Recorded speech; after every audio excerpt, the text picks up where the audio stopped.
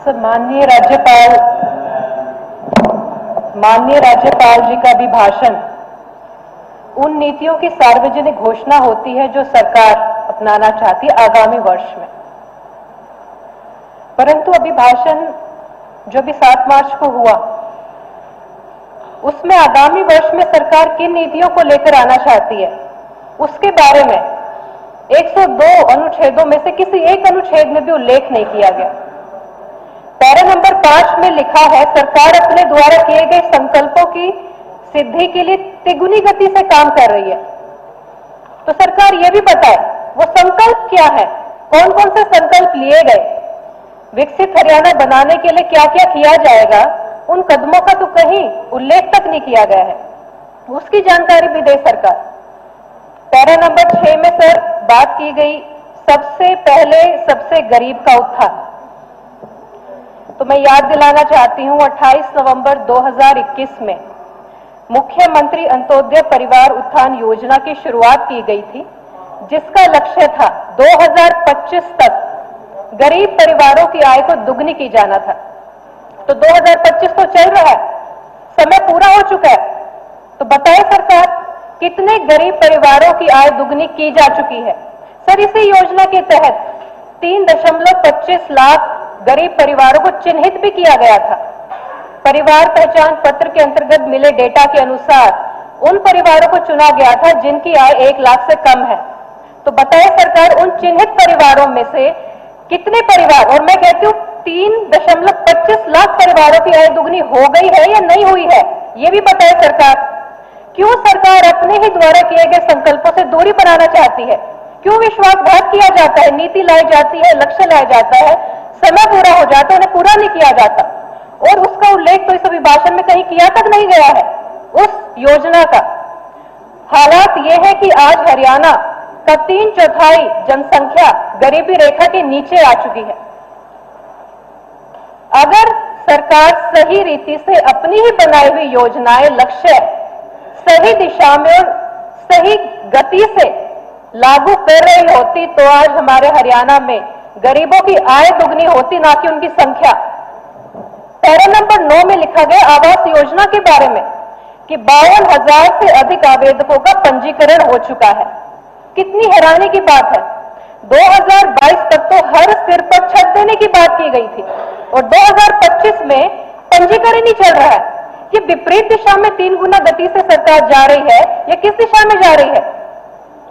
Para number 15 में लिखा गया सरकार की नीतियां किसान कल्याण पर केंद्रित है। क्या ये सच है? अगर किसान कल्याण पर केंद्रित है तो किसान आज इतना परेशान क्यों है? क्यों अपनी मर्जी से आज वो हरियाणा से दिल्ली नहीं जा सकता? क्यों आज भी शंभू बॉर्डर 1 साल से ऊपर हो गया, बंद पड़ा है? वहां के अंबाला के निवासी परेशान, किसान परेशान, आने जाने वाला हर व्यक्ति परेशान है। रास्ता बनाया जाएगा सुविधाओं के लिए या समस्याओं के लिए? अगर इतनी ही केंद्रित है राज्य सरकार, तो बात करें केंद्र सरकार से कि किसानों की सुनवाई हो, उनकी समस्याओं का समाधान हो, इस रास्ते को खोला जाए। ये तो है नहीं। और बात करें कल्याण की, हरियाणा में किसान कल्याण प्राधिकरण बनाया गया था, जिसके तहत किसानों की आय दुगनी करने की बात की गई थी। क्या रहा उस प्राधिकरण का? कितने किसानों की आय दुगनी हो गई? ये समय से 3 साल आगे चले गए हैं और 3 गुना गति की बात कर रहे हैं। पैरा नंबर 38 में रोजगार के लिए कहा गया, इतनों को रोजगार दिया। 2 लाख नौकरियां प्रति वर्ष देने की बात की गई थी और 10 सालों में भी 2 लाख भर्तियां नहीं हुई हैं। 1,75,000 नौकरी देकर सरकार अपनी पीठ तक दबा रही है। कहा 2 लाख प्रति वर्ष और कहा 10 सालों में 2 लाख नहीं। 2019 के अभिभाषण के 9वें पेज पर लक्ष्य रखा गया था कि अनुसूचित जातियों और पिछड़े वर्गों के लिए आरक्षित सरकारी नौकरियों के विभिन्न बैकलॉग को भरा जाएगा, अभियान चलाया जाएगा। क्या रहा उस अभियान का? अभियान शुरू तक नहीं हुआ, बैकलॉग कब भरा जाएगा?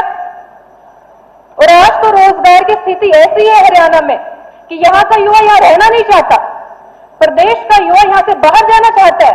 माँ बाप चाहे उन्हें कर्जा लेना पड़े, जमीन बेचनी पड़े, लाखों खर्च करने पड़े, लेकिन अपने बच्चों का भविष्य वो यहाँ नहीं देख पा रहे हैं, मजबूरी में बाहर जा रहे हैं और मजबूरी में वापस भी भेजा गया उनको, हथकड़ियों में, बेड़ियों में बांधकर उनको अमेरिका से वापस भेजा गया है। रोजगार की बात करते हैं, जब प्रदेश का युवा यहां रहने को तैयार नहीं है। स्कूलों की बात चल रही है, अखबार में सबने पढ़ा कि 487 स्कूल ऐसे जहां एक भी अध्यापक नहीं है, 294 ऐसे स्कूल है जहां भी विद्यार्थी नहीं है, 1000 से ऊपर स्कूल ऐसे जहां बच्चों की संख्या 20 भी नहीं है। ये अच्छा माध्यम निकाला सरकार ने स्कूल बंद करने का। मजबूरन माता पिता को अपने बच्चों को निजी स्कूलों में पढ़ाना पड़ रहा है, खर्चे पर पढ़ाना पड़ रहा है।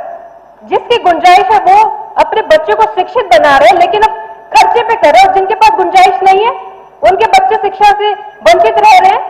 हमारे देश में शिक्षा का अधिकार संवैधानिक अधिकार है, उस अधिकार से वंचित हो रहे हैं। वो बात कर रहे हैं कि 90% से अधिक अंक लेने वाले बच्चों को प्रोत्साहन राशि दी जाएगी, और जो इन बच्चों की पढ़ाई छूट गई, स्कूल में अध्यापक नहीं होने के कारण फेल हो रहे हैं, 90% अंक नहीं ले पाए, उनको क्या देगी सरकार? उसके बारे में बताएं। उद्योगों की बात कर रहे हैं कि हमारी अर्थव्यवस्था का मूल आधार है, तो मैं पूछना चाहती हूं, उद्योग नीति 2015 लेकर आए, उसका लक्ष्य था 1 लाख करोड़ का निवेश करेंगे, 4 लाख से अधिक रोजगार लाएंगे। कितने रोजगार आए? कितनों को रोजगार मिला? कितना निवेश हुआ? 2020 में भी एक नीति आई, हरियाणा उद्यम एवं रोजगार नीति, उसके तहत भी लक्ष्य लेकर आए, 5 लाख रोजगार देंगे, 1 लाख करोड़ का निवेश होगा, 2 लाख करोड़ का निर्यात होगा। कितनों को रोजगार मिला? कितना निवेश आया? बताए सरकार। ये कौन सी 3 गुना गति से काम चल रहा है? किन संकल्पों पे चल रहा है? जो पिछले संकल्प थे उनका तो उल्लेख तक नहीं किया गया है। पैरा नंबर 85 में वन एवं पर्यावरण संरक्षण की बात की गई है, और 2022 के भी भाषण में कहा सभी पंचायतों की 10% भूमि पर ऑक्सीवन का स्थापन करने का हरियाणा पहल करने वाला है। और आज की स्थिति यह केवल 80 करोड़ क्षेत्र तक सीमित है। कहा 10% भूमि सभी पंचायतों की, और कहा 80 करोड़ पूरे प्रदेश का। किस गति की बात चल रही है?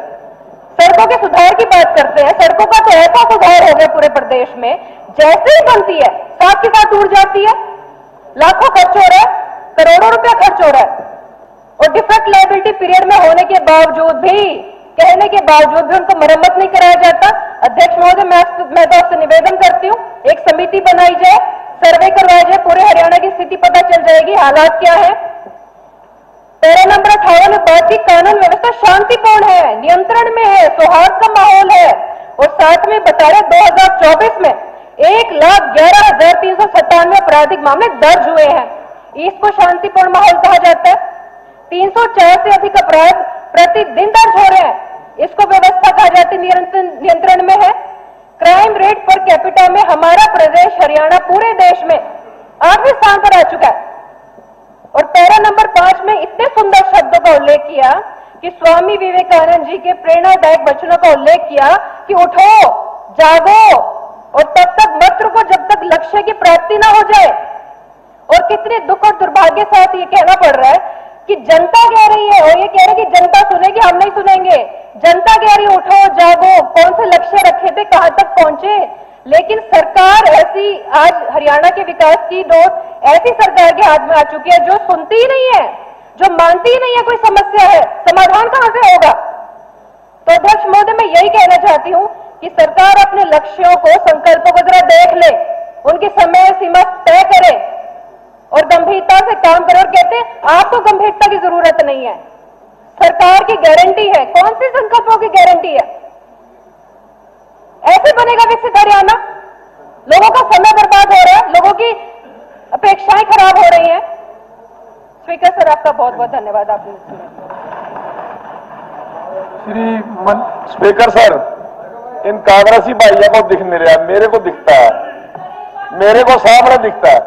सभा में या तो प्रवेश न किया जाए, यदि प्रवेश किया जाए तो वहां स्पष्ट और सच बात कही जाए, क्योंकि वहां न बोलने से, गलत बोलने से दोनों ही स्थितियों में मनुष्य का पाप का भाग्य बन जाता है। ये सभी सदस्यों के लिए। अब मैं जो बात कहना चाहता हूं, मैं जो बात कहना चाहता हूं वो ये कहना चाहता हूं, नंबर 1 हरियाणा तो 2014 में बन गया था, यही लोग बना के गए थे, हर बस के ऊपर नंबर 1 हरियाणा, हर चीज यही लिख के गए थे। एक मिनट, मेंबर ने कुछ बात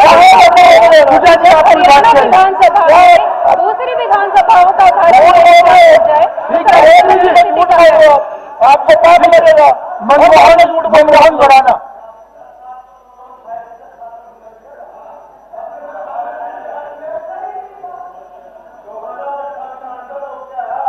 माननीय अध्यक्ष जी, बढ़ाना भी आप बोले, ठीक है।